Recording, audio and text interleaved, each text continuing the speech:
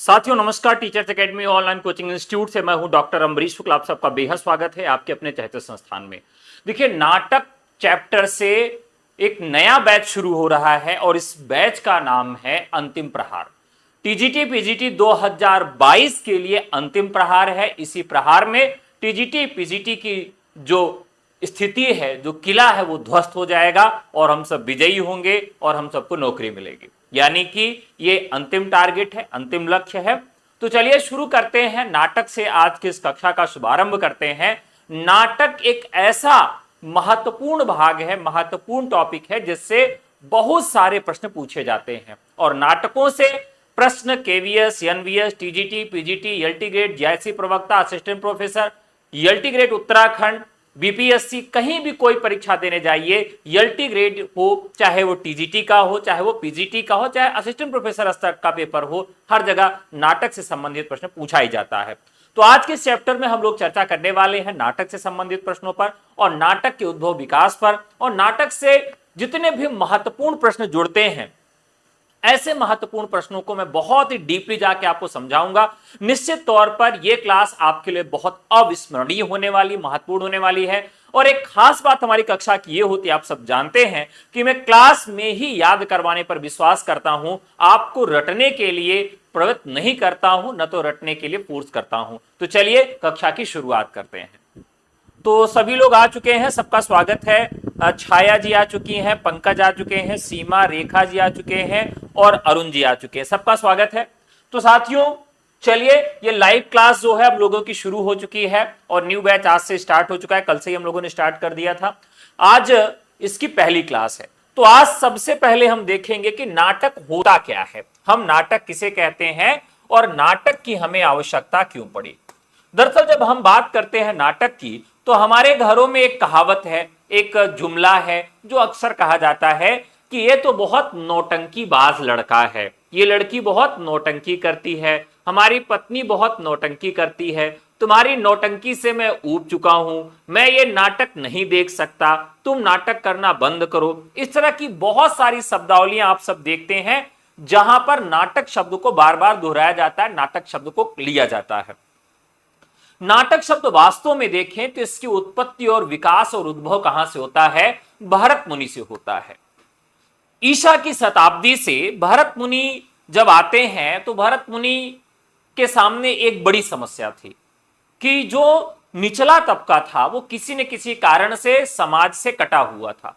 मनोरंजन के साधन उसके पास नहीं थे।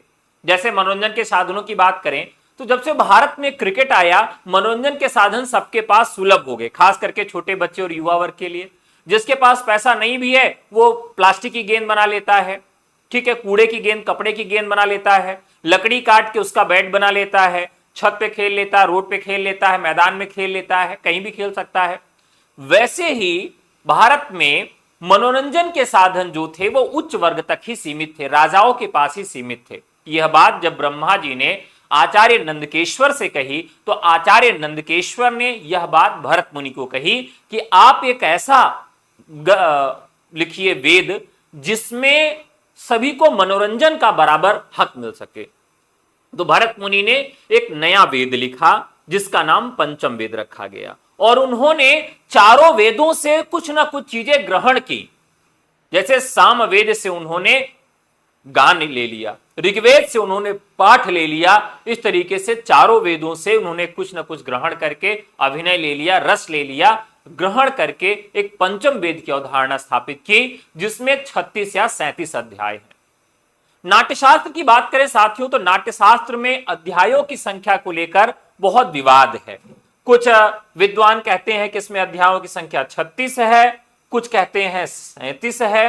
अब वास्तविक संख्या क्या है तो मैं थोड़ा सा आपको बता देता हूं 36 या 37 का विवाद क्या है। दरअसल भरत मुनि के नाट्यशास्त्र की पहली टीका जो प्राप्त होती है, पहली टीका तो लिखा दूसरे ने, लेकिन पहली टीका जो प्राप्त होती है वो भरत मुनि की नाट्यशास्त्र पर जो पहली टीका प्राप्त होती है वो अभिनव गुप्त की प्राप्त होती है। अभिनव गुप्त आप जानते हैं कश्मीर के निवासी हैं, तो अभिनव गुप्त की जो टीका सबसे पहले प्राप्त होती है उसमें उसके उन्होंने भूमिका में लिखा है कि मैं 37 अध्यायों पर अपनी टिप्पणी करूंगा। लेकिन अंत में जाते जाते उन्होंने 36 अध्यायों की ही चर्चा की।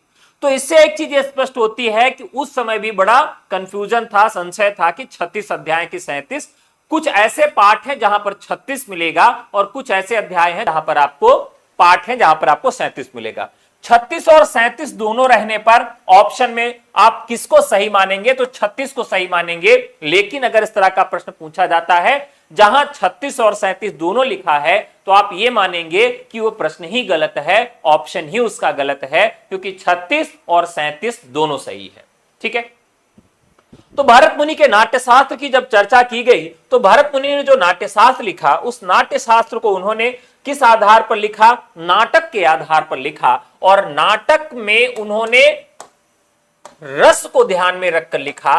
तो जो इसीलिए पूछा जाता है कि भरत मुनि ने जो नाटक के लिए नियम लिखे, जो नाट्यशास्त्र लिखा, वह किस पर आधारित है? तो रसों पर आधारित है। यहां का जो रस है वो नाटक पर आधारित है, ना कि काव्य पर आधारित है। कई बार इस तरह का प्रश्न पूछा जाता है कि भरत मुनि ने जो नाट्यशास्त्र लिखा है वो रस पर आधारित है, वो उसका आधार काव्य है या नाटक है? तो वहां ध्यान रखना है भरत मुनि का जो रस है वो नाटकों पर आश्रित है, काव्य पर आश्रित नहीं है। तो यहां तक की बात आप समझ गए हैं।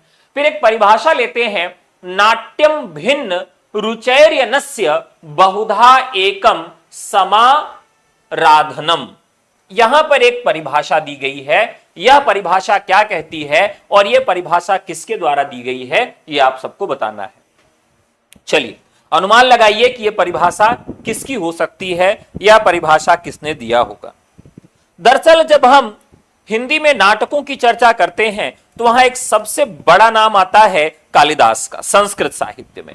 तो संस्कृत साहित्य में साथियों जब हम नाटक की बात करते हैं तो वहां सबसे बड़ा नाम हमारे सामने कौन सा आता है? कालिदास का आता है। और कालिदास ने ही यहां पर इस परिभाषा को दिया है। वो कहते हैं कि भिन्न भिन्न रुचि वाले व्यक्तियों के मनोरंजन जो करता है वही नाटक है। भिन्न भिन्न रुचियों वाले व्यक्तियों का मनोरंजन जो करता है, यानी अलग अलग रुचि वाले व्यक्ति हैं। अब मान लीजिए रुचियां कैसे होंगी? किसी की प्रेमिका छोड़ के भाग गई है तो दुख में होगा, कोई अपने पत्नी के साथ है तो हो सकता है रति में हो। ठीक है। किसी का पति इस दुनिया से चला गया हो सकता है शोक में हो। इस प्रकार से अलग अलग व्यक्तियों के 9 रस हो सकते हैं। इससे अधिक भी रसों की कल्पना की गई। तो अलग अलग रुचियां हो सकती हैं नाटकों के परिप्रेक्ष्य में। तो इसीलिए जो कालिदास ने इसकी परिभाषा दी वो एकदम फिट परिभाषा दी। उन्होंने यह परिभाषा दी कि भिन्न भिन्न रुचियों वाले व्यक्तियों का जो मनोरंजन करता है वही नाटक है। जो भिन्न भिन्न रुचियों का ध्यान रखकर लिखा जाता है वही है नाटक। तो यह परिभाषा किसके द्वारा दी गई? तो यह परिभाषा दी गई कालिदास के द्वारा। ठीक है। देखिए नाटक एक ऐसा चैप्टर है जिससे अब जो नए प्रश्न पत्र बन रहे हैं उसमें सबसे ज्यादा प्रश्न यहीं से बनते हैं। सबसे ज्यादा प्रश्न नाटक से बनते हैं और उपन्यास से बनते हैं। तो इस चीज को ध्यान में रखते हुए हम नाटक और उपन्यास को पढ़ना शुरू कर रहे हैं। उसके पहले कुछ चीजें हमें और जाननी चाहिए। ठीक है। कुछ परिभाषाएं हमें लिखनी चाहिए और समझना चाहिए। नाटक,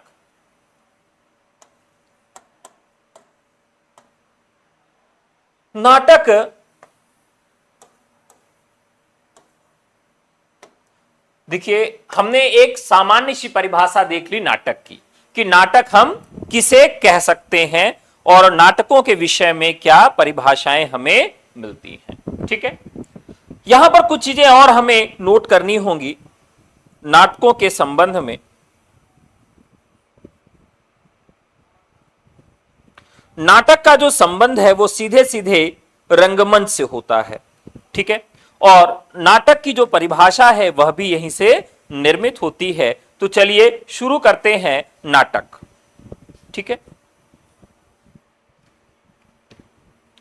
नाटक को लेकर बहुत सी परिभाषाएं दी गई और बहुत सारे नियम बताए गए कि नाटक हम किसे कह सकते हैं।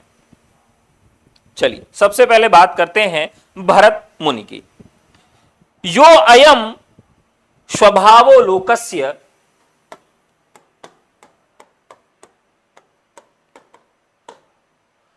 स्वभावो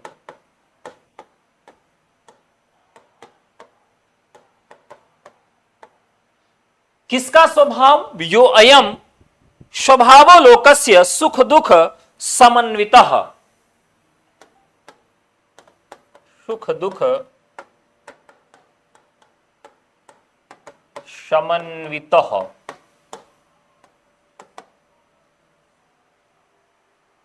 देखिए, जिनका संस्कृत बैकग्राउंड नहीं रहा है, स्वाभाविक है कि उनको यह लग सकता है कि सर संस्कृत में क्यों पढ़ा रहे हैं, लेकिन आप जानते हैं कि हिंदी अगर आप पढ़ रहे हैं तो आप संस्कृत से भाग नहीं सकते हैं। ठीक है, तो ये परिभाषा हो जाती है भरत मुनि की। तो भरत मुनि क्या परिभाषा देते हैं? भरत मुनि परिभाषा देते हैं, यो अयम स्वभावो लोकस्य सुख दुख समन्वितः, सुख दुख समन्वित लोक में जिसका स्वभाव है, जिसके अंगाज सहित अभिनय को नाटक कहते हैं। जिसमें सुख भी समाहित हो, जिसमें दुख भी समाहित हो, सुख दुख जिसके अंग हैं, उसे हम क्या कह सकते हैं? उसे हम नाटक कह सकते हैं। इस प्रकार की परिभाषा दी गई। अवस्थानुकृति नाट्यम,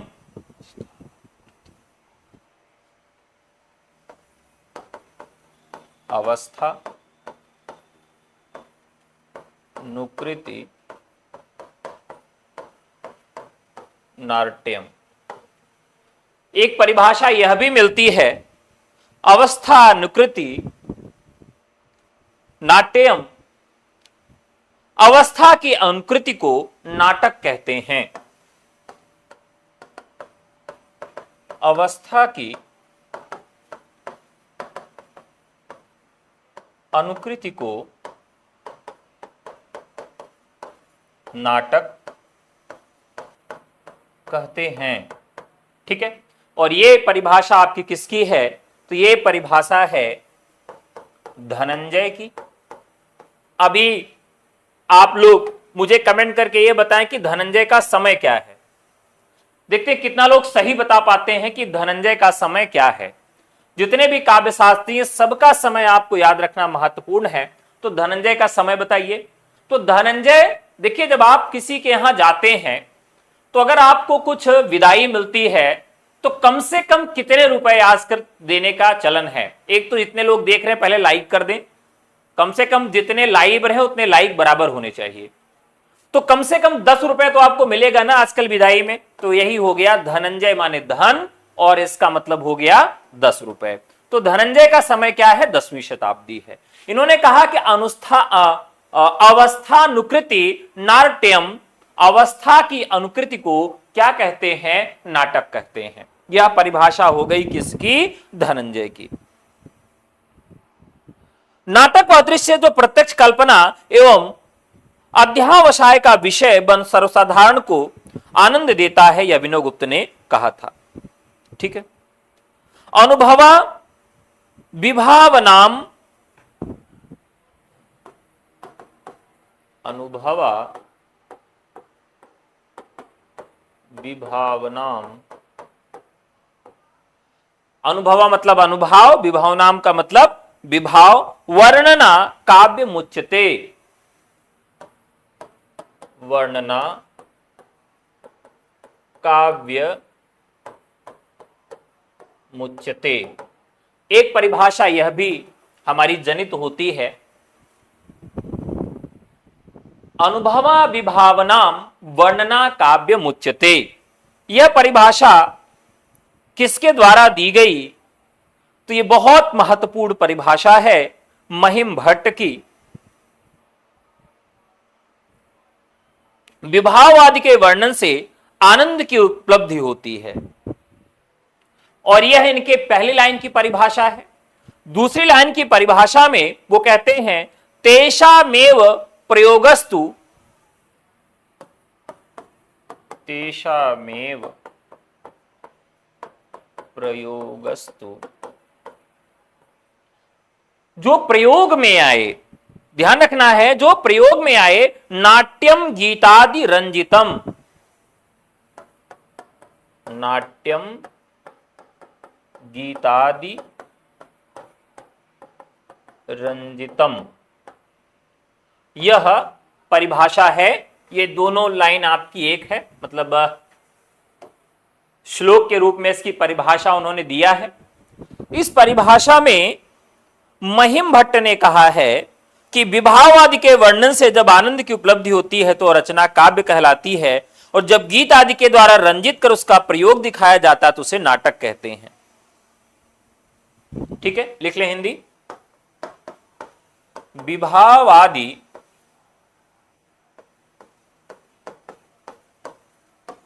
के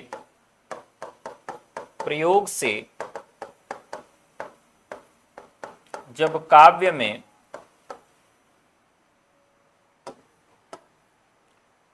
विभावादि के प्रयोग से जब आनंद की अनुभूति हो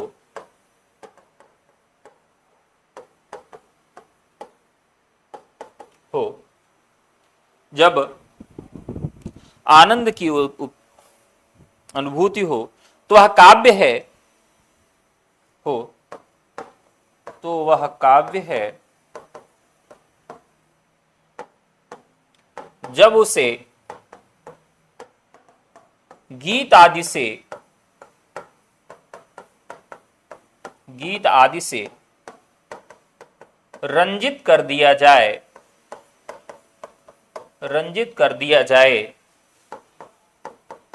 तो वह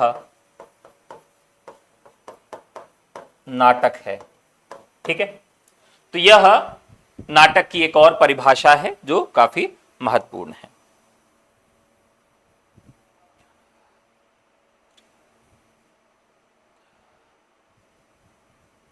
दरअसल नाटक शब्द का अगर अर्थ निकालें तो वो क्या होगा?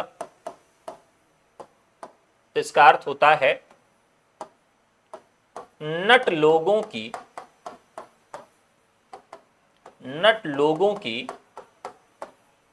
क्रिया। नट यानी कि जो उसमें अभिनय करते हैं उसे हम क्या कह सकते हैं? नट कह सकते हैं, नेता। तो नट लोगों की जो क्रिया है उसे ही हम नाटक कहते हैं। ठीक है,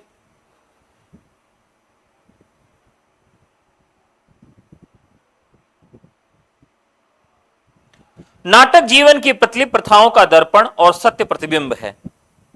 एक और कथन लिख लेंगे। आप बताइए कि विश्व का सबसे चर्चित नाटककार कौन है, जिसका नाम हम सब बहुत लेते हैं? कमेंट करके बताइए, देखते हैं कितने लोग सही अनुमान लगाते हैं। नाटक जीवन की प्रतिलिपि प्रथाओं का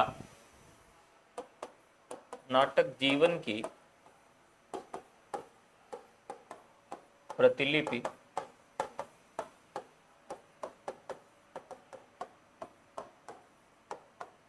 नाटक जीवन की, थोड़ा कमेंट करते रहा करिए तो इससे लगता है कि दो तरफा संवाद हो रहा है।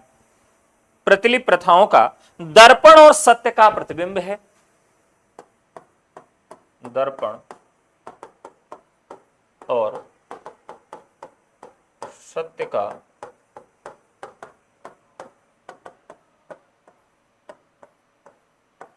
प्रतिबिंब है। तो दरअसल यह कथन है शेक्सपियर का, एकदम सही बात है।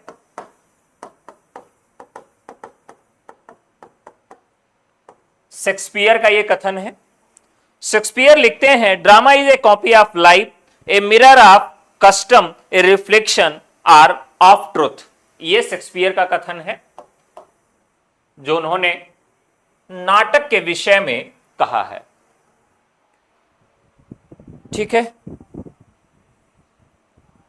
अब बात करेंगे तो सबसे महत्वपूर्ण चीज है वो नाटक के तत्व। नाटक के तत्व के बाद हम नाटक के भेदों पर चर्चा करेंगे कि भारतीय काव्य शास्त्र में, पाश्चात्य काव्य शास्त्र में, संस्कृत में, हिंदी में नाटक के कितने भेद बताए गए हैं, नाटक के कितने तत्व बताए गए हैं, ये सारी चर्चा हम लोग इसी में करेंगे। नाटक के तत्वों की बात करें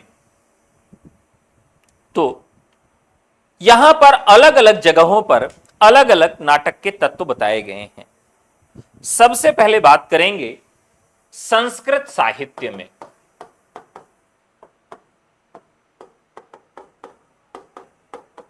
संस्कृत साहित्य, तो संस्कृत साहित्य में कुल 3 नाटक के तत्व बताए गए। संस्कृत साहित्य में कुल 3 नाटक के तत्व बताए गए। वस्तु, नेता और रस। नेता को पात्र कह सकते हैं, ठीक है। तो संस्कृत साहित्य में नाटक के कितने तत्व बताए गए? तो 3 बताए गए, वस्तु, नेता और रस। ये जरूर याद रखिएगा। अब बात करेंगे भारतीय नाट्य शास्त्र में। भारतीय नाट्य शास्त्र में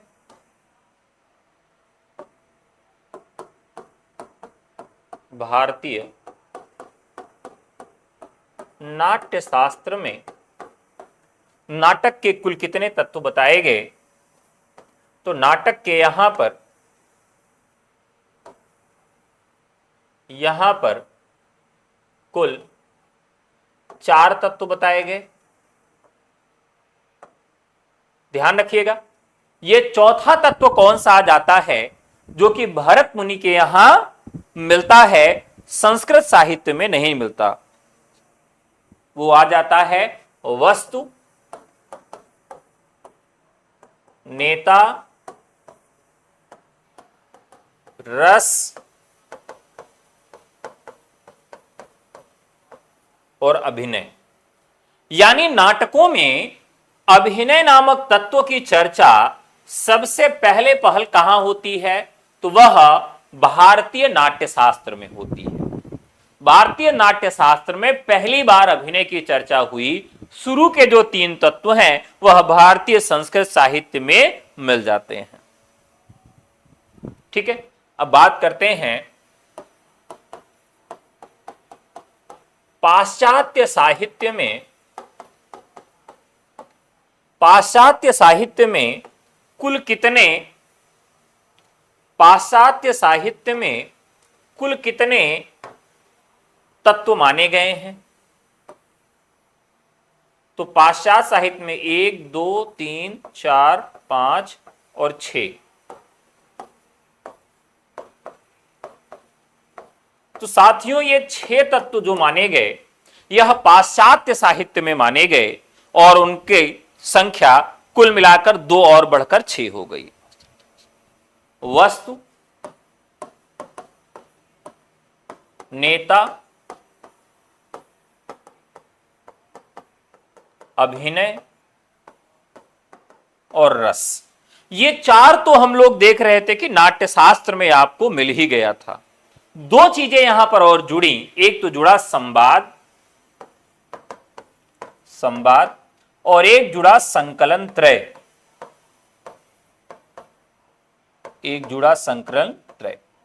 तो जो संकलन त्रय की अवधारणा है यह नाटक के सभी भागों में देखने के लिए नहीं मिलती है।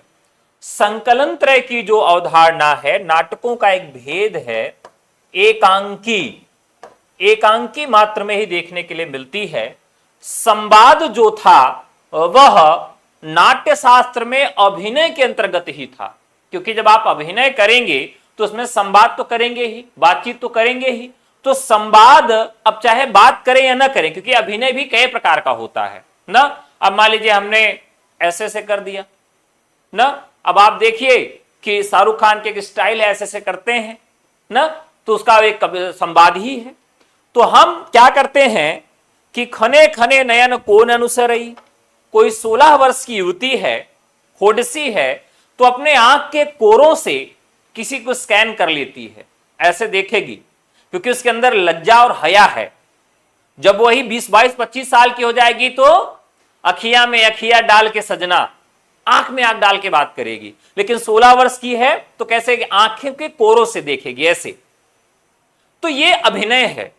अब वो आंख के कोरों से भी देख के इशारा कर सकती है, बात कर सकती है ना। अब भरे भवन में करत है नैनन ही 100 बात ना, एक पंक्ति है आप जानते हैं। तो भरे भवन में आंखों से 100 बातें हो जा रही हैं। तो अभिनय जो है आंगिक भी हो सकता है, वाचिक भी हो सकता है, आहार भी हो सकता है, वो कई प्रकार का हो सकता है। जब अभिनय पढ़ेंगे तो वहां हम देखेंगे। तो कुल मिलाकर अभिनय को हम, संवाद को हम अभिनय के अंतर्गत ही रखते थे, जो उसका एक भेद था। लेकिन पाश्चात्य काव्य शास्त्र में इसको अलग कर दिया गया, संकलन त्रय को भी अलग कर दिया गया। इस प्रकार से इसके कुल भेद जो हो गए 6 हो गए। ठीक है, यहां तक आपको समझ में आ गया। अब इसके बाद नाटकों की वस्तु,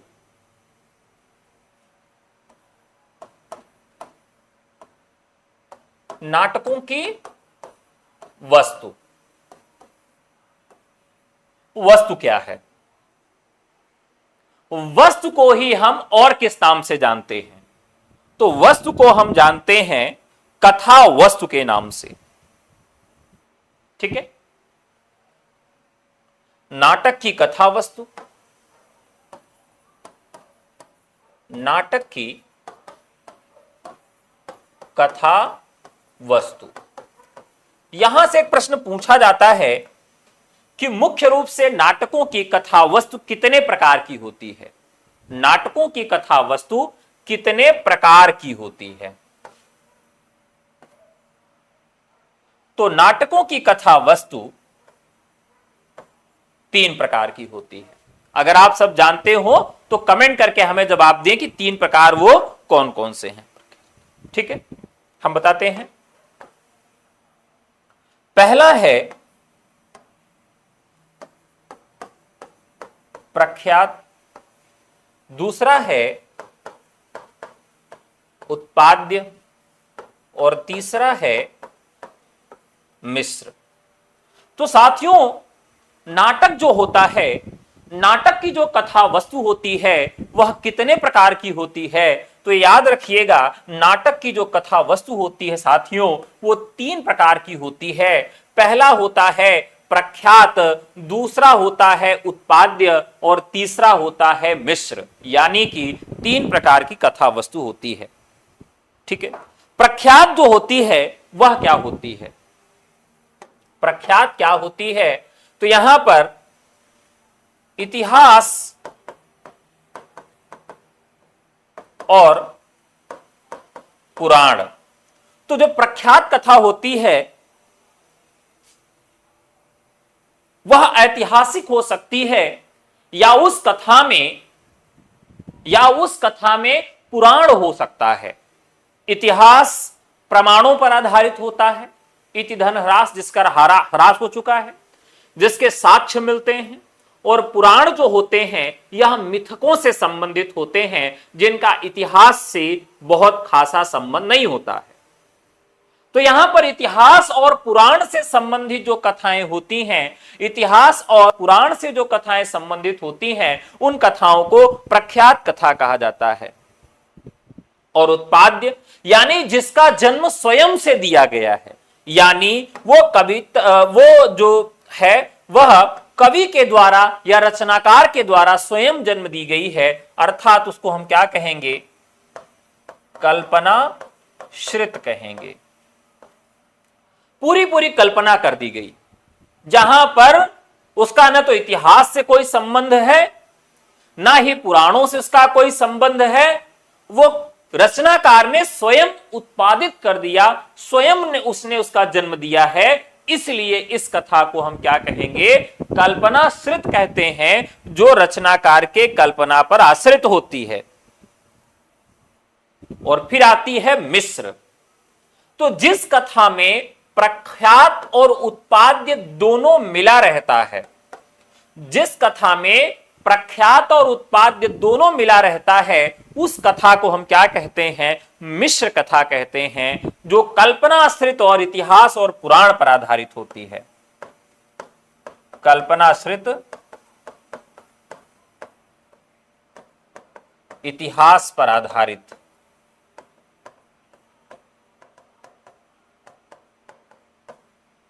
ठीक है, अब देखिए, जैसे आपके यहां एक कथा है, कालिदास की कथा, एक नाटक है, मोहन राकेश जी का आषाढ़ का एक दिन। तो देखिए इतिहास में कालिदास के विषय में जो भी जानकारी मिलती है तो उसमें उनकी प्रेमिका का वर्णन नहीं मिलता है या उनके विवाह करने का वर्णन नहीं मिलता है। वो किस राजा के यहां आश्रित थे या किस राजा ने आश्रित करके अपनी बेटी से उनका विवाह किया, इस तरह से कोई घटना नहीं मिलती। यानी कालिदास की प्रेमिका का वर्णन नहीं मिलता है। अब इस नाटक में आप देखेंगे तो यह मिश्र तरह का नाटक है जिसमें इतिहास भी है और रचनाकार की अपनी कल्पना भी है। वो क्या करता है, कालिदास की प्रेमिका को भी यहां दिखा देता है कि कालिदास की प्रेमिका भी कोई है। अब आप सब हमें कमेंट करके बताएंगे कि जो ये मिश्र कथा है जिसको जैसे मैंने बताया अभी, तो कालिदास की प्रेमिका का नाम क्या था आषाढ़ के एक दिन में? जल्दी से कमेंट करके बताइए, देखते हैं कितना लोग सही जवाब देते हैं कि कालिदास की प्रेमिका का नाम क्या था जो नाटक हम लोगों ने पढ़ा था आषाढ़ का एक दिन।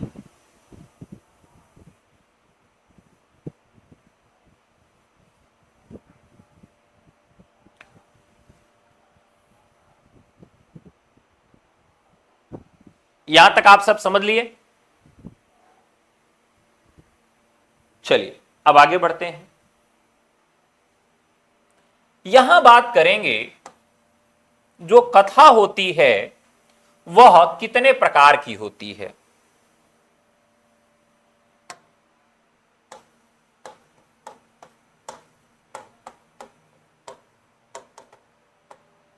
कोई भी कथा हमने लिखा, कोई भी कथा, मान लीजिए जैसे हमने आषाढ़ का एक दिन लिखा, तो आषाढ़ के एक दिन में हमें क्या देखने के लिए मिलेगा कि कितनी कथाएं चल रही हैं। कथा उपन्यास में भी हो सकती है, कथा नाटक में भी हो सकती है, ठीक है, कथा कहानी में भी हो सकती है, ठीक है, मल्लिका। तो कथा तो हमको कहीं भी मिल सकती है, लेकिन उस कथा का स्वरूप कैसा हो सकता है साहित्य के अनुसार। तो साहित्य के अनुसार नाटक में जो कथाओं की बात की गई है, नाटक की बात की गई है, तो नाटक की प्रासंगिक और गौण दो प्रकार की कथाएं होती हैं। कितने प्रकार की कथाएं होती हैं साथियों? तो एक कथा होती है प्रासंगिक और एक कथा होती है गौण।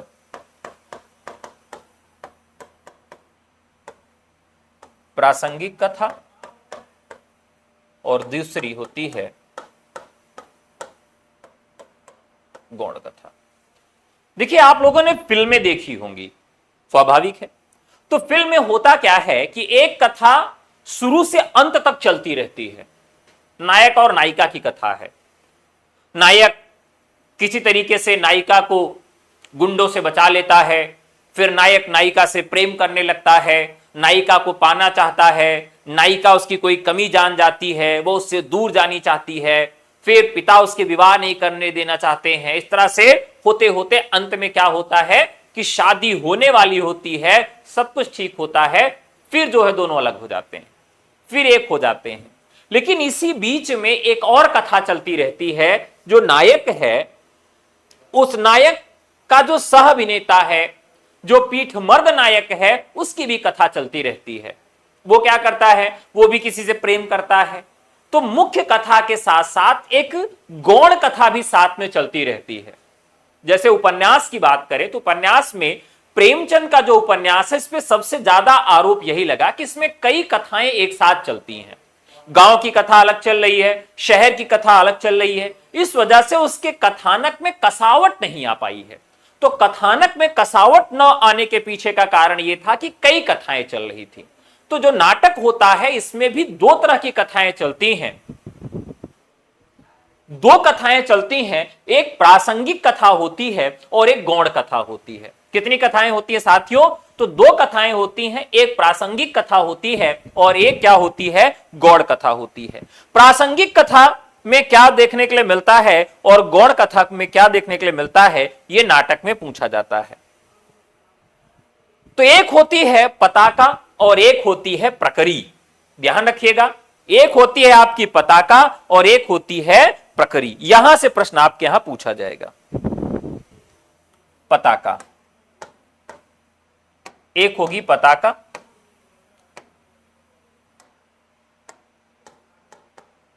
पताका और एक होगी प्रकरी। तो प्रश्न नाटक में जो बनेगा साथियों, यहीं से बनेगा कि पताका किसे कहते हैं और प्रकरी किसे कहते हैं। पताका जो होती है क्या होती है, फहरती रहती है ना, हमेशा ऐसे लहराती रहती है। इसका मतलब यह है कि दूर तक चलने वाली जो कथा है वो पताका है। ठीक है, ये कथा कहां तक चलती है, ठीक, ये कथा कहां तक चलती है, दूर तक, दूर तक चलने वाली, जो दूर तक कथा चलती है उसे पताका कहते हैं। और ये कथा जो होती है प्रासंगिक कथा होती है, या इस कथा को हम मुख्य कथा कहते हैं, जो शुरू से लेकर अंत तक हमेशा चलती ही रहती है। और दूसरी कथा होती है जिसे हम क्या कहते हैं, गौड़ कथा कहते हैं, जिसे हम प्रकरी कहते हैं, इसे बीच में समाप्त हो जाने वाली कथा भी कहते हैं। बीच में समाप्त होने वाली कथा।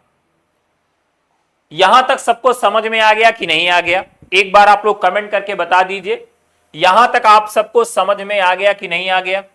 आशा करता हूं कि आप लोगों की यह बात समझ में आ गई होगी कि कथा के जो दो प्रकार हैं, वो एक मुख्य कथा हो सकती है और एक कथा कैसी हो सकती है, गौड़ हो सकती है। जो हमारी मुख्य कथा है उसे हम क्या कहेंगे, पताका कहेंगे, जो हमेशा फहराती रहती है, जो बहुत दूर से दिखाई देती है।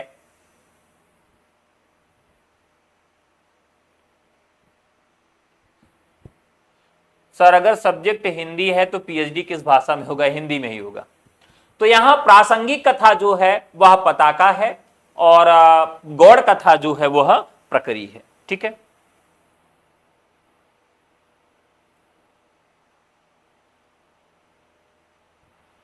कार्यावस्था या कार्य व्यापार,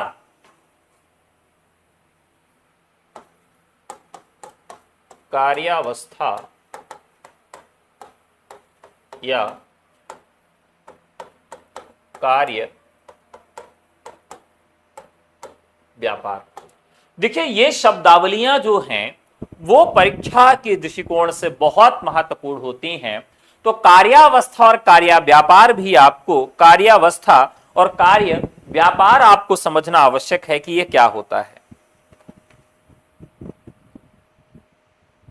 कथानक के विकास एवं फल के लिए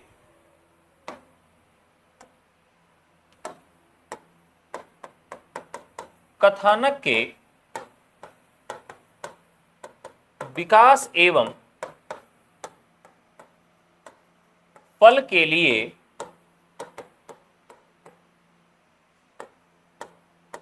शुरू से अंत तक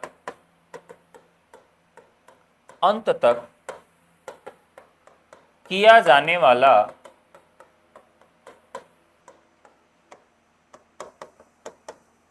व्यापार। जैसे आप लोग फिल्म देखने गए कई बार, तो जब हम फिल्म देखने जाते हैं तो कई बार हम कहते हैं यार बड़ी फिल्म बोरिंग है, फिल्म में मजा नहीं आया। क्यों मजा नहीं आया?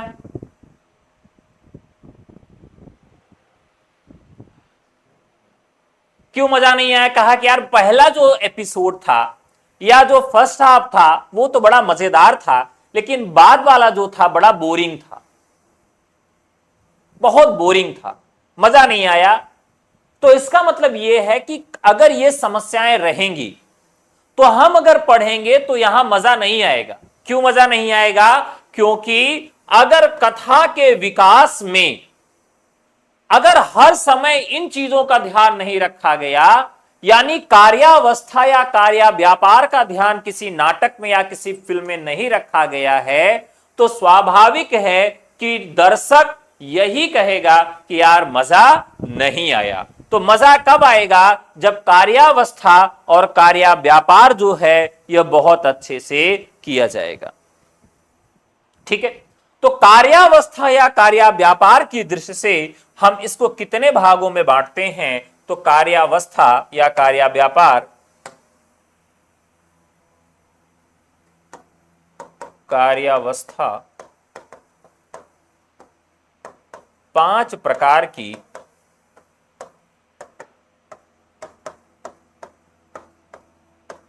होती है।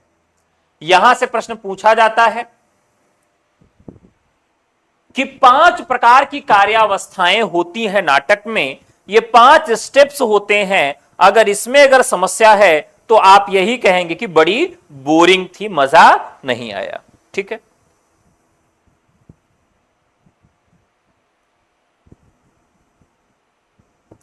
तब आप क्या कहेंगे कि बहुत बोरिंग था।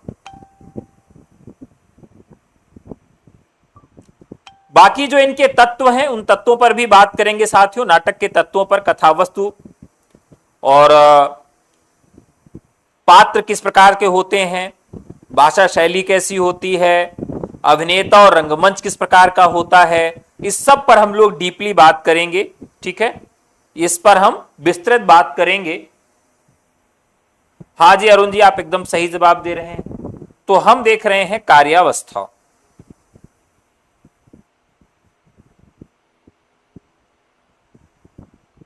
चलिए, तो सबसे पहला जो कार्यावस्था है उसे क्या कहते हैं कि प्रत्येक कथावस्तु मुख्य नायक के कार्य, व्यापार, विस्तार से युक्त होती है और मुख्य नायक भी अपने सहयोगी पात्रों की सहायता से उसे कार्य का फल प्राप्त करता है। ठीक है, तो 5 कार्यावस्थाएं हैं। कौन कौन सी? पहली, हम जब क्या करते हैं, सबसे पहले किसी भी चीज का आरंभ कहते हैं। एक गाना भी है, आरंभ है प्रचंड, तो वहां यह गाना में यह क्यों नहीं आया कि प्रारंभ है प्रचंड? आरंभ क्यों कहा गया?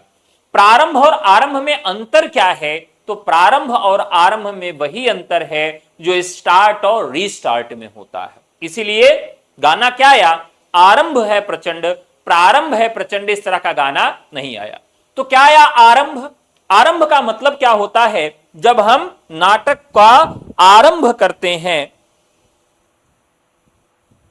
बहुत जगह आपको क्या मिलेगा, इसकी शब्दावली प्रारंभ मिलेगी। ठीक है, बहुत जगह आपकी शब्दावली क्या मिलेगी? प्रारंभ मिलेगी, और कुछ पुस्तकों में आपको क्या मिलेगा? आरंभ मिलेगा। तो आप सब एक बार बता दीजिए, प्रारंभ सही है या आरंभ सही है?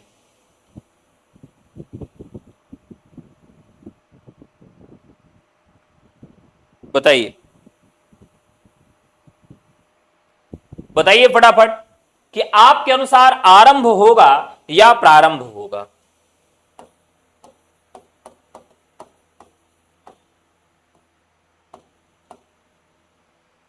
आरंभ होगा या प्रारंभ होगा? फटाफट बताइए।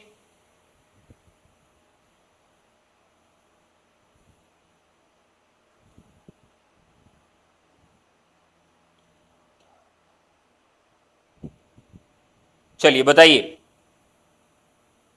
मैं एक परिभाषा से इसको स्पष्ट करना चाहूंगा। मैं एक परिभाषा से इसको स्पष्ट करना चाहूंगा। औत्सुक्य मात्र मारंभः, औत्सुक्य मात्र रंभः। यहां से आपको थोड़ा सा आइडिया लग जाएगा। औत्सुक्य मात्र, औत्सुक्य मात्र मात्र मारंभः। अब आप सब बताइए कि इस सूत्र में आरंभ है या प्रारंभ है, यह बताना है। फललाभाय भूयसे, फललाभाय भूयसे, फलला लाय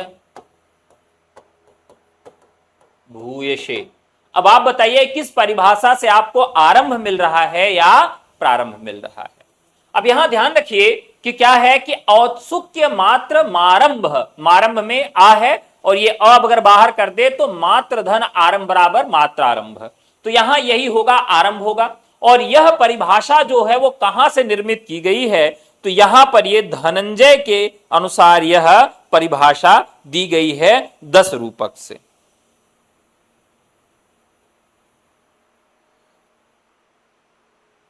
ठीक है, तो यह धनंजय की परिभाषा है।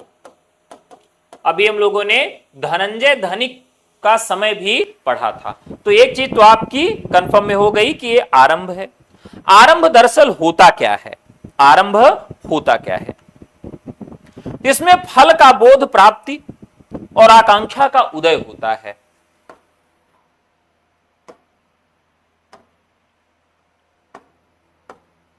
फल प्राप्ति का बोध एवं आकांक्षा, जिसमें फल प्राप्ति का बोध हो कि भैया हमको क्या मिलने वाला है। जैसे आपको यही नहीं मालूम है कि हमें क्या फल मिलेगा, किस फल के लिए हम लोग कार्य कर रहे हैं, हम किस फल की प्राप्ति के लिए, किस आउटकम के लिए इस नाटक की रचना कर रहे हैं, तब तो सब कुछ बेकार है। नायक के अंदर किसी वस्तु को प्राप्त करने की इच्छा होती है, यह नायक का मानसिक व्यापार है और औत्सुक्य मात्र रूप होता है। ठीक है, तो यहां पर लिख लेंगे, नायक के अंदर किसी वस्तु को प्राप्त करने की इच्छा होती है। यानी कि नाटक का फल क्या होगा, हमको क्या चाहिए, आपको क्या चाहिए। जैसे आप फिल्म देखते हैं ना, तो आपको फिल्म का एक उद्देश्य मालूम चल जाता है कि इस फिल्म में होना क्या है।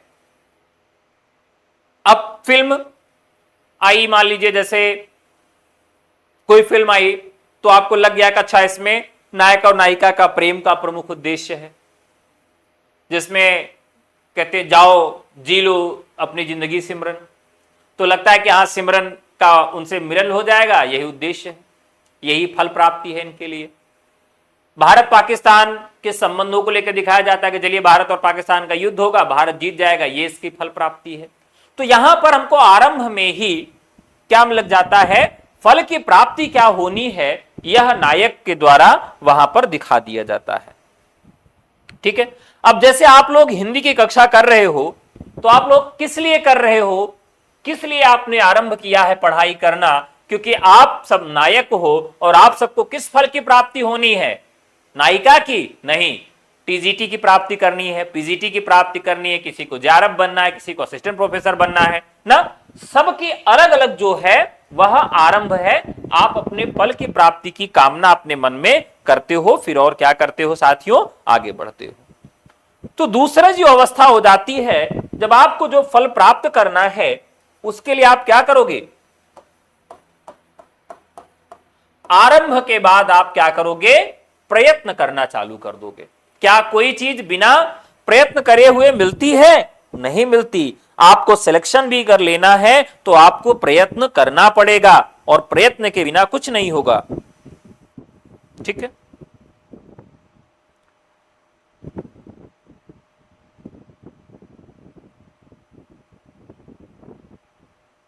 मुख्य फल की सिद्धि के लिए जो उत्कंठा होती है,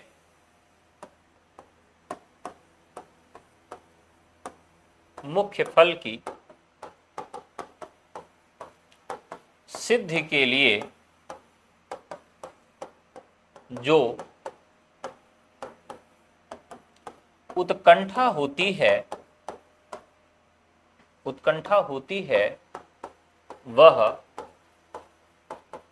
प्रयत्न है। अब जो फल आपको प्राप्त करना है, नौकरी लेनी है, मास्टर बनना है, अध्यापक बनना है, तो आपने सोच लिया कि मुझे मास्टर बनना है। अब उस फल की प्राप्ति के लिए आप क्या करोगे, प्रयत्न करोगे। और किस प्रकार का प्रयत्न करेंगे, तो प्रयत्न करेंगे फल की प्राप्ति को न देखकर, नायक परम औत्सुक्य से युक्त होकर फल के प्राप्ति के व्यापार में संलग्न हो जाता है। ठीक है, वो क्या करता है, फल प्राप्ति के व्यापार में संलग्न हो जाता है। फल प्राप्ति के व्यापार में संलग्न हो जाता है। अब आप क्या करेंगे, किताबें निकालेंगे, किसी कोचिंग में एडमिशन लेंगे, सेल्फ स्टडी करेंगे, प्रीवियस ईयर क्वेश्चन पेपर देखेंगे। यहां पर आप फल की इच्छा नहीं करते प्रयत्न करते समय। फल की इच्छा अगर आप प्रयत्न करते समय कर लिए तभी समस्या है। प्रारंभ में ही आप एक उद्देश्य रख लीजिए, अपना एक गोल रख लीजिए, लेकिन प्रारंभ के बाद जब आप प्रयत्न करिए तो प्रयत्न करते समय फल की इच्छा नहीं करना है, बस आपको उस कार्य में संलग्न हो जाना है, उस व्यापार को लगातार करते रहना है। तो यह इसका सेकंड स्टेप हो जाता है, जिसे हम कहते हैं राज साहू का बताएं, अगर आप कहीं आसपास मिल जाते ना तो आपके ऊपर 2 बाल्टी पानी में डाल देता। मतलब बुढ़ौती आ गई, एलटी ग्रेड की विज्ञापन को लेकर सुनते कि आ रहा है, और आज तक आप यही नहीं जान पाए कि सिलेबस में क्या है क्या नहीं है। थोड़ा सीरियस होने की जरूरत है, आप सबको थोड़ा सा सीरियस होने की जरूरत है कि किस चैप्टर को किस परीक्षा के लिए पढ़ना है, कौन से सिलेबस के लिए महत्वपूर्ण है। थोड़ा सा सीरियस हो जाएंगे तो नौकरी मिल जाएगी, 100% की गारंटी है मेरी। अगर आप सीरियस नहीं होंगे तो नौकरी नहीं मिलेगी। एलटी ग्रेड के लिए यह है 100% है, प्रीवियस ईयर में प्रश्न पूछा भी गया है। मैंने जब क्लास शुरू किया पहले ही बता दिया था किस किस कक्षा के लिए है, लेकिन आप सबसे निवेदन है, मेरी बात आप सबको बुरी लगनी चाहिए। जब तक आपको मेरी बात बुरी नहीं लगेगी तब तक आप पढ़ाई करना शुरू नहीं करोगे। ऐसे बिना गंभीरता के क्लास में आओगे और बिना गंभीरता के चले जाओगे। तो मैं ये चाहता हूं कि मेरी बात आपको बुरी लगे, खूब बुरी लगे, और आप पढ़ाई शुरू कर दो। ठीक है, अब बात करते हैं कि मुख्य फल की सिद्धि के लिए जो उत्कंठा होती है वह प्रयत्न है, फल प्राप्ति के व्यापार में संलग्न होता है। जब आप नाटक चैप्टर जहां पढ़ते हैं तो नाटक में यह आता है। एलटी ग्रेड की परीक्षा ऑफलाइन मोड में, लिखित परीक्षा केवल एक बार हुई है। ठीक है, तो अब जब भी परीक्षा होगी उससे संबंधित प्रश्न भी पूछे जाएंगे। चलिए, प्रयत्न हो गया। देखिए, मेरी बात अगर बुरी नहीं लग रही तो सब बेकार गई मेरी बात। मेरी बात आपको बुरी लगनी चाहिए, बुरी लग जाएगी तभी मजा आएगा, तभी आप पढ़ोगे। नहीं बुरी लगेगी तो आप पढ़ोगे नहीं। मैं नहीं चाहता कि मेरी बात आपको कोई भी अच्छी लगे, बुरी लगनी चाहिए तब आप पढ़ोगे। तो प्रयत्न हो गया। तीसरा क्या है, अब आपको कोई चीज उद्देश्य मिल गया, भाई मुझे क्या लेना है, फिर आपने प्रयत्न चालू कर दिया। अब प्रयत्न जब आपने चालू किया तो आप तीसरा काम क्या करोगे, तो तीसरा काम आप करोगे प्रत्याशा। क्या होगा, तीसरा हो जाएगा प्रत्याशा।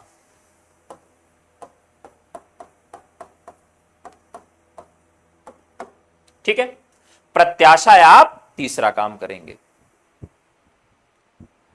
प्रत्याशा किसे कहते हैं, फल प्राप्त की जो आशा होती है।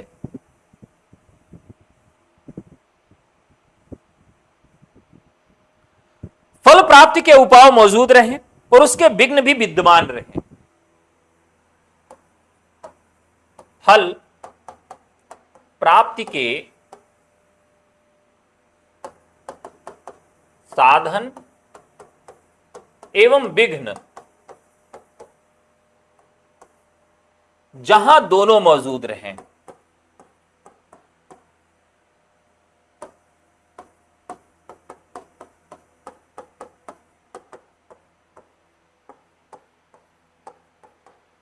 फल प्राप्ति के साधन और विघ्न जहां दोनों मौजूद रहेंगे साथियों, वहीं प्रत्याशा होगी, प्राप्ति की इच्छा होगी। सर सिलेबस डीपली नहीं मिल रहा है एलटी का। देखिए, डीपली सिलेबस क्या होता है मेरे प्यारे भाई, सिलेबस है ना, सिलेबस में नाटक है, आएगा कि नहीं आएगा। प्रीवियस ईयर क्वेश्चन पेपर उठा के देख लो, तो नाटक अगर कहीं भी आ रहा है इसका मतलब ये पूछा जाएगा।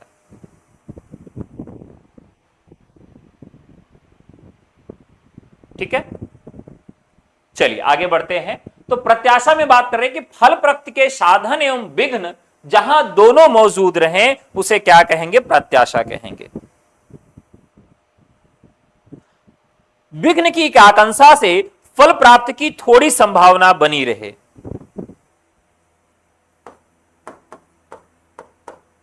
विघ्न के कारण जहां फल प्राप्ति की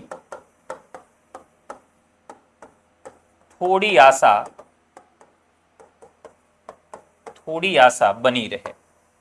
ध्यान रखिएगा, अगर आपको परीक्षा की तैयारी करते समय ये लग जाए कि मैं जितना पढ़ता हूं, मुझे जितना आता है वो पर्याप्त है, आगे पढ़ने की कोई आवश्यकता नहीं है, तो आपका चयन नहीं हो पाएगा। अगर आप ये समझते हैं कि मैं स्वयंभू हूं, मैं पढ़ने में बहुत तेज हूं, तो आपका चयन नहीं होने पाएगा। या कोई भी ये सोच ले कि मैं अध्यापक हूं, मुझे जितना आता किसी टीचर को नहीं आता, तो सबसे खराब अध्यापक है। जो ये सोचता है कि हां मुझे आता तो है लेकिन विघ्न भी है, तो विघ्न बहुत आवश्यक है। तो मैं ये कभी नहीं मानता कि मुझे सब कुछ आता है, मैं ये मानता हूं कि आपको मुझसे भी ज्यादा आता होगा, किसी भी अध्यापक को मुझसे ज्यादा आता होगा। हर एक व्यक्ति सीखने की प्रक्रिया में होता है। तो जो ये इसका तीसरा स्टेप है प्रत्याशा, यानी प्राप्ति की आशा। आशा वहीं होती है जहां विघ्न होता है, श्योरिटी कहां होती है? जहां विघ्न नहीं होता है। तो कोई भी परीक्षा की जब आप तैयारी करते हो तो वहां श्योरिटी नहीं होती, वहां आशा होती है, और आशा वहीं होती है जहां विघ्न होता है।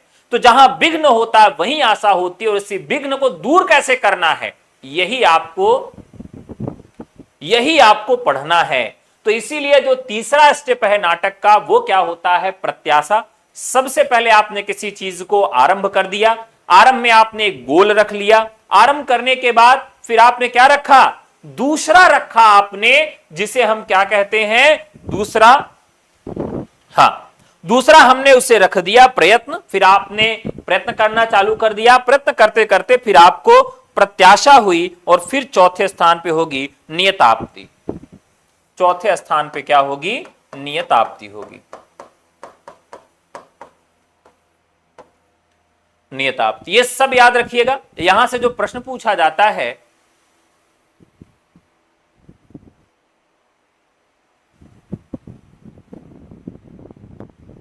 देखिए आप लोग फोन नंबर वगैरह मत दिया करिए, क्योंकि बड़ा उसका दुरुपयोग भी होने लगता है, बहुत सारे लोग आपको परेशान भी कर सकते हैं। तो प्लीज आप सबसे निवेदन यही है कि आप लोग जो है फोन नंबर वगैरह मत दिया करिए, ठीक है। नियताप्ति, नियताप्ति का मतलब क्या होता है, और इसको हम चौथे चरण पे रखते हैं। नियताप्ति जो होती है, इसे बाधाओं की समाप्ति एवं फल प्राप्ति का निश्चय होता है।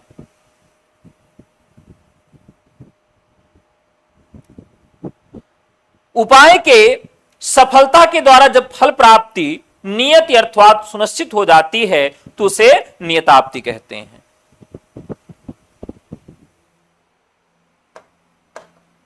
उपाय के द्वारा जब फल की प्राप्ति सुनिश्चित हो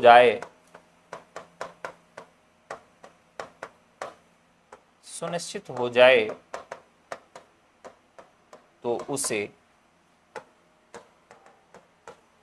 नियताप्ति कहते हैं।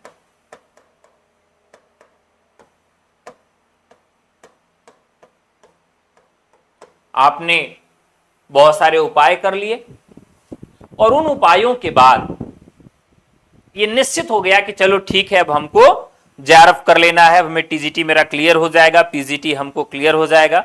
तो जब बाधाओं की समाप्ति एवं फल प्राप्ति का निश्चय हो जाए, तो उसे नियताप्ति कहते हैं। और सबसे अष्ट में क्या होगा? आपका रिजल्ट आ जाएगा। क्या आएगा? फलागम।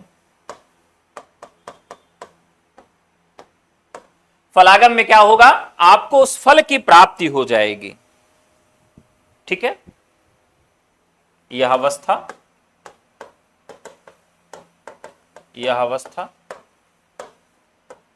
फल प्राप्ति की सूचक है। इस अवस्था में यह निश्चित हो जाता है कि चलो ठीक है भैया, अब हमें फल की प्राप्ति हो जाएगी, अब कोई भी समस्या इसमें नहीं बची है। इसे फलयोग भी कहा जाता है। ठीक है, इसे फलयोग भी कहा जाता है। देखिए, इसमें दो तरह का प्रश्न पूछा जाता है। एक प्रश्न तो ये पूछेगा कि इनका नाम दे देगा और पूछेगा इनमें से कौन नहीं है, कौन सा कार्यावस्था और कार्य व्यापार नहीं है। तो आरंभ, प्रयत्न, प्रत्याशा, आरंभ, प्रयत्न, प्रत्याशा, नियताप्ति और फलागम। देखिए, एक प्रश्न तो इसमें यह पूछेगा कि इनमें से कौन कार्यावस्था या कार्य व्यापार है या कौन सा नहीं है। तो मान लीजिए 3 दे देगा, 1 नहीं दे देगा, 2 दे देगा, 2 अलग दे देगा। तो 2 तरह के प्रश्न बनेंगे। एक तो यह बनेगा, दूसरा कहेगा कि कार्यावस्था या कार्य व्यापार को अनुक्रम में रखिए, किस क्रम में आते हैं, पहले आरंभ आएगा कि पहले प्रयत्न आएगा। ठीक है, और बड़ी समस्या यह होती है कि लोग यहीं पर गड़बड़ी कर देते हैं कि पहले प्रयत्न से शुरुआत कर देते हैं। ठीक है, तो आप इसको कैसे याद करेंगे, आप अपनी परीक्षा, यानी आप टीजीटी की तैयारी कर रहे हैं, पीजीटी कर रहे हैं, एलटी कर रहे हैं या यूजीसी की तैयारी कर रहे हैं, तो जिस परीक्षा की तैयारी कर रहे हैं उसी परीक्षा को आत्मसात कर लीजिए, मन में रख लीजिए और अब इसको क्रम से पढ़िए। सबसे पहले आप क्या करते हैं, किसी भी कोर्स में आरंभ करते हैं, किसी भी कोर्स का क्या करते हैं, आरंभ करते हैं। फिर आरंभ करने के बाद उस कोर्स को प्रयत्न करते हैं कि भैया चलो प्रयत्न कर लें, मिल जाए। फिर उसके बाद जब आप प्रयत्न करते, थोड़ी बहुत आपको आशा होने लगती कि हाँ वो मिल जाएगी, और फिर क्या होती है कि जितनी भी बाधाएं होती हैं वो बाधाएं दूर हो जाती हैं, तो आपको श्योरिटी लगने लगती है, निश्चित हो जाते हैं कि आपको वो चीज मिल जाएगी और सबसे अंत में वो चीज आपको मिल जाती है। ठीक है, अब चलिए एक और मजेदार ट्रिक्स इसको याद कर लेते हैं। मान लीजिए आपको क्या हुआ कि किसी से प्रेम हो गया, तो क्या करेंगे, सबसे पहले उसकी गली में आप मंडराने लगेंगे, आरंभ कर देंगे रोजाना उसको ताक झाक करना। फिर उसके बाद क्या होगा कि प्रयत्न करना चालू करेंगे। तो पहले क्या होगा, आप उसको उसका चेहरा टारगेट कर लेंगे कि इससे हमें कुछ भी करना है, विवाह करना है। तो आपने विवाह टारगेट कर लिया। विवाह टारगेट करने के बाद आप क्या करेंगे, ताक झाक करने लगेंगे, आप प्रयत्न करने लगेंगे कि चिट्ठी उट्ठी भेजने लगेंगे, मिस्ड कॉल मारने लगेंगे, फोन नंबर ढूंढने लगेंगे। सारा प्रयत्न आपने कर लिया। जब आपने प्रयत्न कर लिया तो फिर क्या होगा, प्रत्याशा। फिर इसमें डर भी होगा, यानी विघ्न भी आएगा कि उसके पिताजी के पास अगर ये पहुंच गया तो तुड़ाई हो जाएगी। फिर आप लगेगा कि हाँ उसके भाई से अगर मुलाकात हो जाएगी तो मेरा काम हो भी सकता है। तो इसमें विघ्न भी होगा और विघ्न को दूर करने के जो कारण है और निवारण है वो दोनों चीजें आपको प्रत्याशा में मिलेंगी। तो जब आपको ये हो गया कि चलो मामला ठीक है, फिर क्या होगा कि यहां पर जब आएंगे नियताप्ति, यानी जो सारी समस्याएं हैं वो सब समाप्त हो गई। अब क्या हो गया कि आपकी सगाई की तिथि क्या हो गई, निर्धारित हो गई। कि जब सगाई की तिथि निर्धारित हो गई यानी जो भी बाधाएं थी वो सब दूर हो गई। तो जब नियताप्ति हो गई इसका मतलब सारी बाधाएं दूर हो गई। अब श्योरिटी हो गया कि अब वो मेरी हो ही जाएगी। अब जैसे ये पता लग गया कि वो मेरी हो जाएगी और फिर अंत में फलागम हुआ कि आपका और उसका एक तिथि पर विवाह हो गया। तो इस प्रकार से हम किसी भी तरीके से इनका क्रम याद रखें, और कई बार इनको अनुक्रम में लगाने के लिए प्रश्न पूछा जाएगा और कई बार पूछे जाएगा कि इनको आप बताइए कि इनमें से कौन कार्यावस्था या कार्य व्यापार है या इनमें से कौन सी कार्यावस्था कार्य व्यापार नहीं है। तो दोनों तरह का प्रश्न आपसे पूछा जा सकता है। ठीक है, अब आप इसका बाकी याद करने का एक ट्रिक देख लेते हैं। तो सबसे पहले यहां आ रख लेंगे, ठीक है, फिर प्रा रख लेंगे, आप्र, फिर प्र रख लेंगे, फिर नी रख लेंगे और फिर रख लेंगे फ। ठीक है, अब यहां जो दोनों रा है उसको हटा देंगे। क्या हो जाएगा, आप, एक आप हो जाएगा, पनिफ, बस। तो आप पनिफ, ये हमारा ट्रिक हो जाएगा। बहुत सारे लोग क्या करते हैं कि फ लगा के हर चीज में बोलते हैं, जैसे साइकिल ले आया, तो आप पनिफ, बस यही याद रखना है। पा का मतलब हो गया प्रयत्न, यहां प्रा का मतलब हो गया प्रत्याशा, और नी का मतलब हो गया नियताप्ति, फा का मतलब हो गया फलागम। ठीक है, तो आप पनिफ इस तरह से याद रख सकते हैं, आप पनिफ। कुल मिला के आपको याद रखना है, आपकी भी अपनी कोई ट्रिक हो सकती है, जिस भी ट्रिक से आप याद रख सकें उस ट्रिक से आपको याद रखना है। ठीक है, यहां तक आप सबको समझ में आ गया? ठीक है, यहां तक आपको समझ में आ गया, कंफर्म हो गया कि नाटक के पीछे का उद्देश्य क्या होता है, किस तरह से नाटक को आगे बढ़ाया जाता है।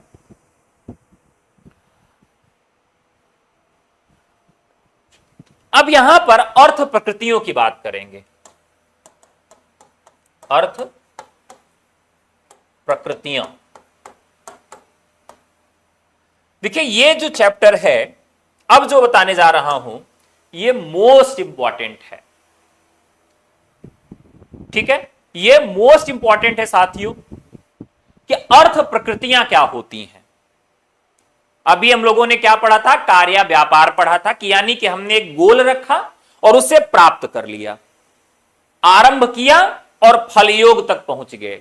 नाटक का एक उद्देश्य निर्धारित किया कि नाटक में नायक और नायिका का विवाह होगा और अंत में विवाह हो गया। आरंभ से लेकर हम कहां तक पहुंच गए, फलागम तक पहुंच गए, हमको फल की प्राप्ति हो गई। अर्थ प्रकृतियां 5 कार्यावस्थाओं के अनुसार नाटक के प्रयोजन की सिद्धि हेतु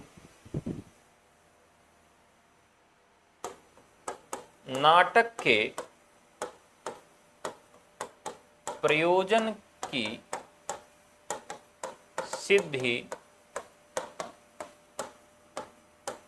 के लिए 5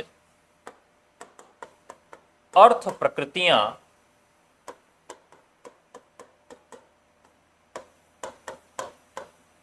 होती हैं। यानी कि नाटक के प्रयोजन की सिद्धि कैसे होगी, तो नाटक के प्रयोजन के सिद्ध के लिए 5 कार्यावस्थाओं के अनुसार, यहां लिख लेंगे 5 कार्यावस्था के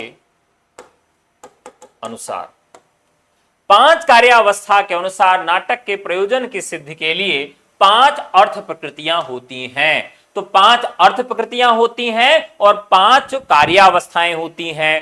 कार्यावस्था आपको मैं बता चुका हूं, कार्यावस्था में क्या होता है कि एक उद्देश्य को रखकर और अंत में उसको प्राप्त कर लेते हैं। तो ये हो गई आपके कार्यावस्थाएं। अब 5 अर्थ प्रकृतियां हम देखेंगे जो बहुत ही महत्वपूर्ण होती हैं। चलिए बताइए आप लोग कि 5 अर्थ प्रकृतियां कौन कौन सी हैं, बहुत महत्वपूर्ण है।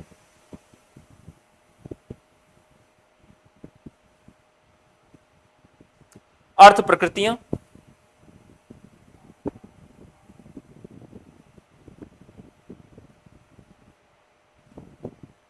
ये क्या होती हैं, कथा वस्तु को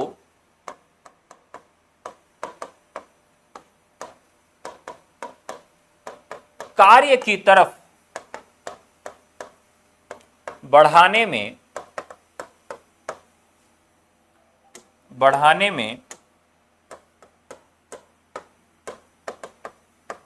सहयोग करती हैं।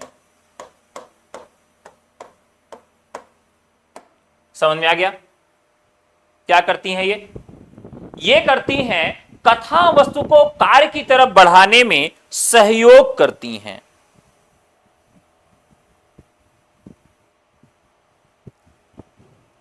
बिना इनके सहयोग के हम जो हमारा कार्य है वह स्पीड से नहीं होगा, तेज गति से नहीं होगा, इसलिए इनका बहुत बड़ा योगदान होता है। चलिए कौन कौन सी है, बीज बिंदु पताका प्रक्रिया और कार्य। बीज बिंदु पताका प्रक्रिया और कार्य। देखिए यहां पर भी प्रश्न दो ही प्रकार के पूछे जाएंगे। पूछा जाएगा कि ये क्या हैं, ये अर्थ प्रकृतियां हैं या ये कार्यावस्थाएं हैं या इनका काम क्या होता है, अर्थ प्रकृतियों का काम क्या होता है। प्रयोजन सिद्धि हेतवः,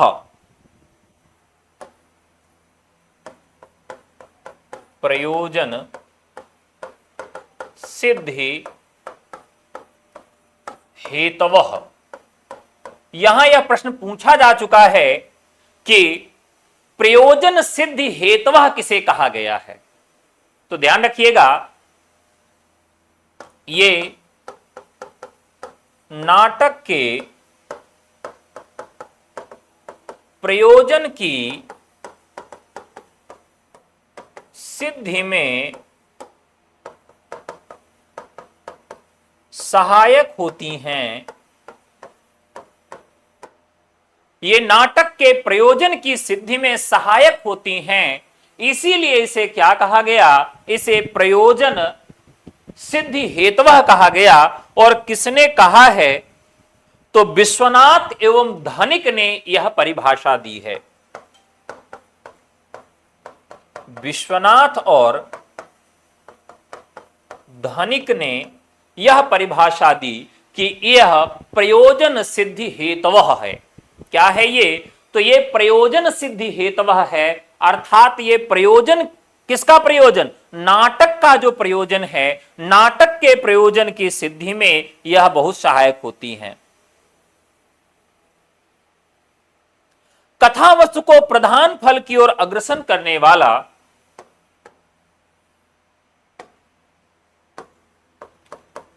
कथा वस्तु को प्रधान फल की ओर अग्रसर करने वाली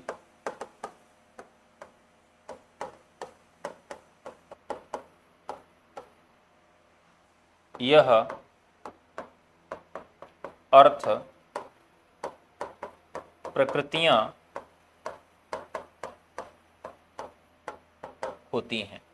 ये क्या करती हैं, इनका काम क्या है, तो ये नाटक का जो फल है उसको पुशअप करती हैं। चलो भैया चलो चलो चलो चलो, तो उसको आगे बढ़ाने का काम इनका होता है, अर्थ प्रकृतियों को आगे की तरफ धकेलने का काम इनका होता है और आगे बढ़ाने का काम ये करती हैं। ये इनकी संख्या भी क्या होती है, 5 होती है। ठीक है,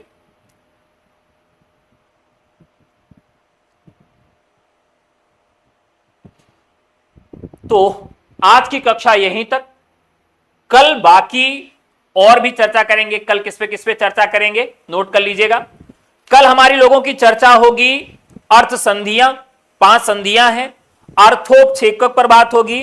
नेता या नायक पर बात किया जाएगा। नायक कितने प्रकार के होते हैं, तो श्रृंगार की दृष्टि से, धर्म के दृष्टि से और कुछ अन्य भी बात करेंगे। नायक के सखाओं की बात करेंगे कि नायक के सखा कितने प्रकार के होते हैं, जैसे विदूषक, पीठमर्द, चेटक, विट क्या होते हैं। नायिकाओं के भेद पर बात करेंगे, स्वकीया, परकीया, सामान्य, उत्तमा, नायिका की सखी एवं दूती के आधार पर, नायिका की अंतरंग मित्र सखी के आधार पर, अभिनय के आधार पर यह बात करेंगे। और बात करेंगे नाटक यानी कि रूपक के कितने भेद होते हैं। रूपक और उपरूपक, नाटक को अगर हम बांटते हैं तो रूपक के कितने भेद हो जाते हैं और उपरूपक के कितने भेद हो जाते हैं, ये पूरी बात करेंगे।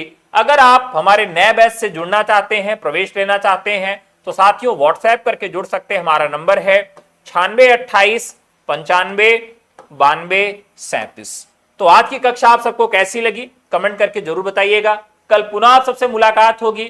तब तक के लिए नमस्कार, जय हिंद, धन्यवाद, शुभ रात्रि।